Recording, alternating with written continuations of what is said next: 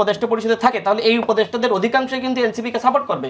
স্বয়ং প্রধান উপদেষ্টা নিজে বলেছে যে ছাত্রদের একটি দল গঠন করা দরকার, যেখানে প্রেস সচিব নিজে বলে নাহিদ ইসলাম আগামীতে প্রধানমন্ত্রী হতে পারে। তো সেই জায়গায় আগামীতে প্রধানমন্ত্রী নাহিদ ইসলামকে বানানো এবং এনসিপি কে ক্ষমতা আনার জন্য যে সরকার কাজ করছে না তার নিশ্চয় মানে এনসিপির পিতা কে আসল পিতা কে সেটা মনে হয় হান্নান মাসুদ ভালো বলতে পারবে। এই প্রশ্ন আমাকে না করে তাকে করাই বেটার। দেখেন, যখন হান্নান মাসুদ জামাত নেতার বা জামাত ব্যবসায়ী তিনি গাড়ি সার্ভিস পান তখন তারা আসলে জামাতের মুখপাত্র হন না।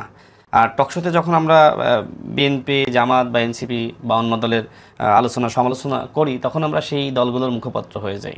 অথচ আমি কোনো বিএনপির নেতার গাড়িতে চড়ি না বা বিএনপির কোনো নেতার কাছ থেকে আর্থিক সাপোর্ট নিই না বা গাড়ি সার্ভিস নিই না। তো যাই হোক, আরেকটু উত্তর দিই, যেহেতু আমাদের ছোটো ভাই হান্নান মাসুদ তিনি বললেন একসময় আমাদের সাথে রাজনীতি করেছেন, আমাদের সাথে ভালো সম্পর্ক আছে। তিনি এটিও বললেন যে টকশোতে যে আলোচনায় হোক না কেন আবার ভিতরে আমাদের সম্পর্ক আছে। হ্যাঁ, স্বীকার করি, টকশো শেষ হলে হান্নান মাসুদ আমি একসাথে কোলাকুলি হ্যান্ডশেক সবই হবে। কিন্তু কিছু বিতর্ক তিনি বা মিথ্যাচার এখানে করেছেন, আমি সেগুলোর একটু উত্তর দিই।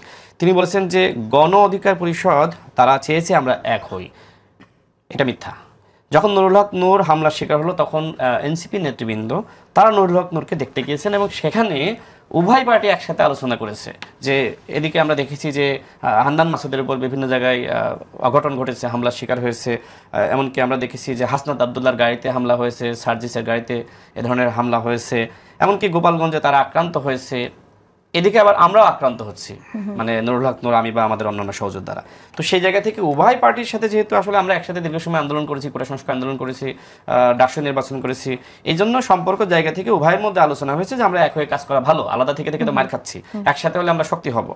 এরপরে তিনি বললেন যে আমাদের দল আমরা বিলুপ্ত ঘোষণা করে আমরা এনসিপিতে যোগদান করতে চেয়েছি, মানে যুক্ত হতে চেয়েছি, এটাও তিনি মিথ্যাচার করেছেন।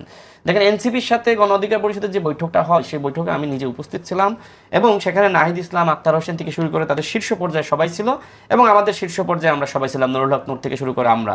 সেখানে আলোচনা হয়েছে যে দুই পার্টি মিলে কিভাবে আমরা একসাথে কাজ করতে পারি।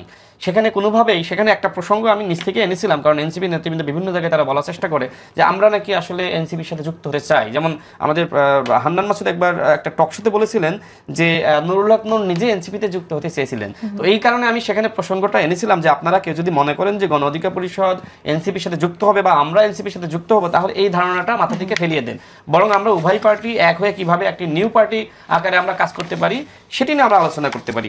এরপরে তিনি আরেকটি কথা বললেন যে তাদের সাথে আমাদের জোট করার ব্যাপারে আলোচনা হচ্ছে না। এনসিপির সাথে আমাদের কোনো রাজনৈতিক জোট করার ব্যাপারে ন্যূনতম আলোচনা হয়নি, বরং তাদের সাথে একীভূত হওয়া, ওয়ান পার্টি হওয়া, একসাথে কাজ করা বা বড় দল হওয়া, এই বিষয়গুলো নিয়ে আলোচনা হয়েছে। এর আলোচনা হওয়ার পিছনে অনেকগুলো ব্যাকগ্রাউন্ড আছে। মূল কারণটা হলো 2018 সালের কোটা সংস্কার আন্দোলনকে কেন্দ্র করে আক্তার হোসেন, আমি, নুরুল হক নূর, এরপরে আপনার তাদের সাথে ম্যাক্সিমাম যারা নেতৃবৃন্দ আছে, ওই আন্দোলনকে কেন্দ্র করে আমাদের উত্থান। 2023 সাল পর্যন্ত আমরা একসাথে রাজনীতি করেছি এবং রাজনীতির বাইরেও আমাদের ভিতরে ব্যক্তিগত সম্পর্ক আছে।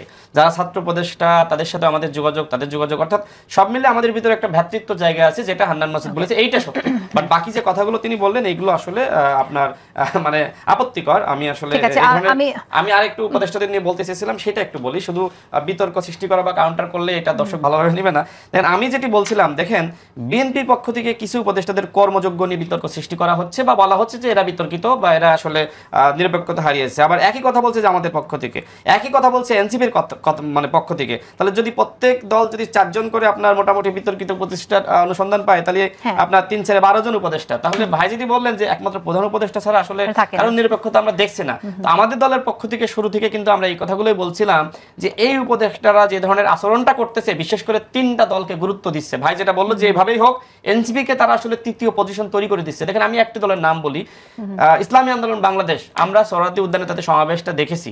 তাদের সমাবেশে যে লোক হয়েছে তার 10 ভাগের 1 ভাগ লোকও কিন্তু এনসিপি সমাবেশে হয় না। তারপরেও তারা কিন্তু 4 নম্বর দল হতে পারতেছে না, মানে এনসিপির পরের অবস্থান নিতে পারছে না।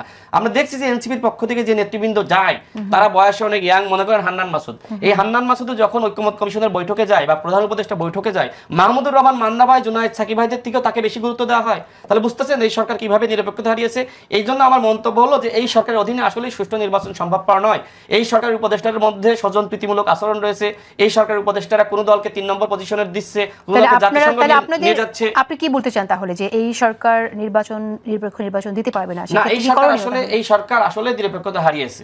তো সেই জায়গায় আমার কাছে মনে হয় যে কিছু উপদেষ্টাকে এই জায়গা থেকে বাদ দিতে হবে। আমরা দুই একজন উপদেষ্টার নামই আমি এর আগে বিভিন্ন সময় বলেছি, আজকে বলতে চাই না, বাট এই উপদেষ্টারা, এই যে যারা এখন পূর্ণাঙ্গ প্যানেল রয়েছে, এই পূর্ণাঙ্গ প্যানেল যদি এই উপদেষ্টা পরিষদে থাকে তাহলে এই উপদেষ্টাদের অধিকাংশই কিন্তু এনসিপি কে সাপোর্ট করবে।